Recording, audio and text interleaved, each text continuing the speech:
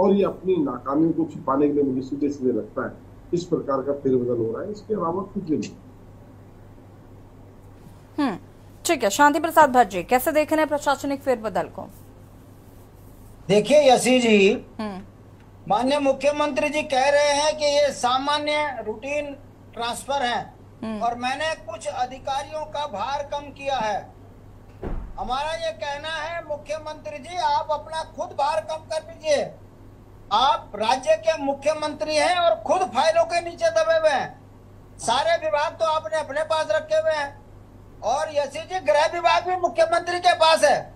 उत्तराखंड के अंदर law and order कितना डिस्टर्ब है ये बताने की जरूरत नहीं है। अंकिता हत्याकांड हो, चाहे रवि बड़ोला हो, या अभी वर्तमान में ऋषिकेश में एक गुंडे के द्वारा पत्रकार की पिटाई हो, ये सारे काम मुख्यमंत्री के नाक के नीचे हो रहा है और मुख्यमंत्री की पुलिस लाचार है।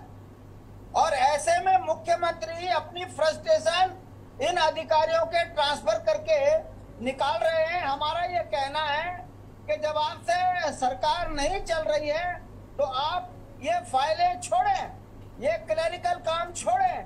मुख्यमंत्री का काम होता है लॉ एंड ऑर्डर को मेंटेन करवाना, जहाँ व्यवस्थाएं बिगड़ रही है उसे सुदृढ़ करना।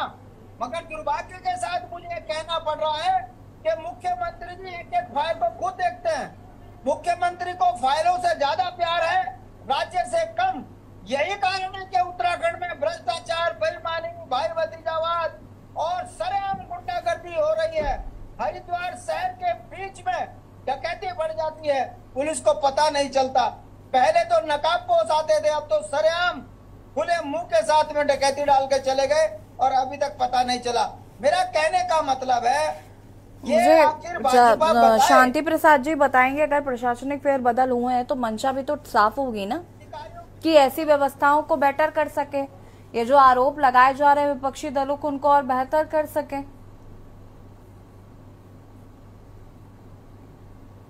शांति प्रसाद जी, आपने क्या कहा? ये सवाल दोबारा दोहराए।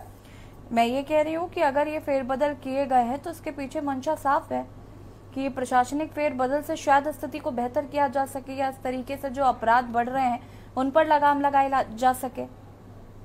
तो मैं पूछना चाहता हूँ, ऋषिकेश के अंदर आपने एसओजी टीम का जो है भंग कर दी, कार्रवाई क्यों नहीं करी? संपत्ति की जांच क्यों नहीं करी?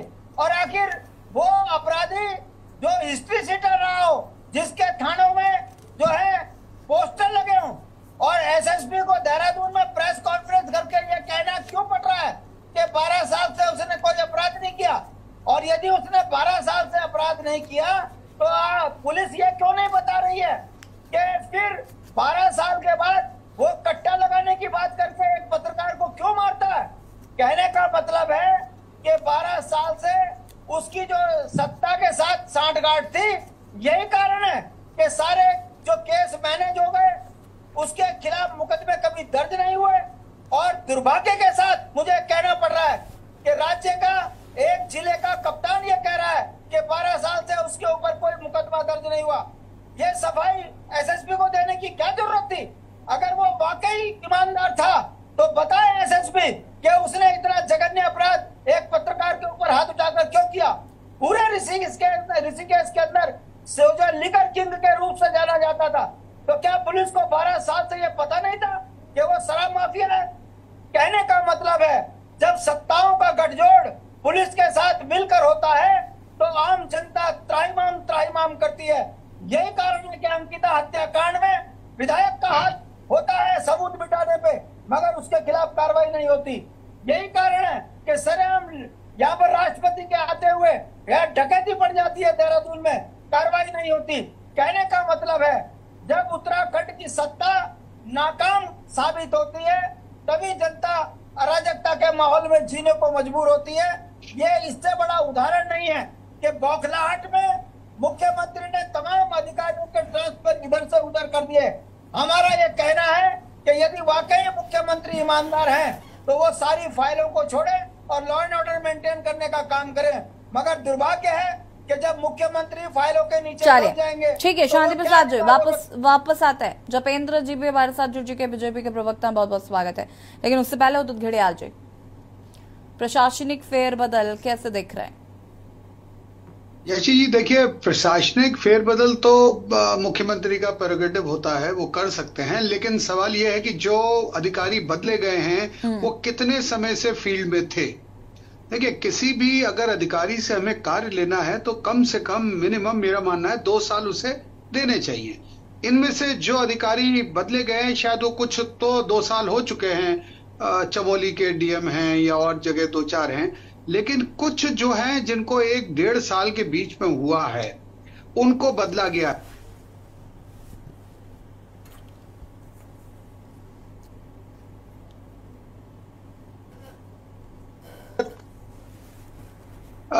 कानून व्यवस्था में, तो कानून व्यवस्था में ये जो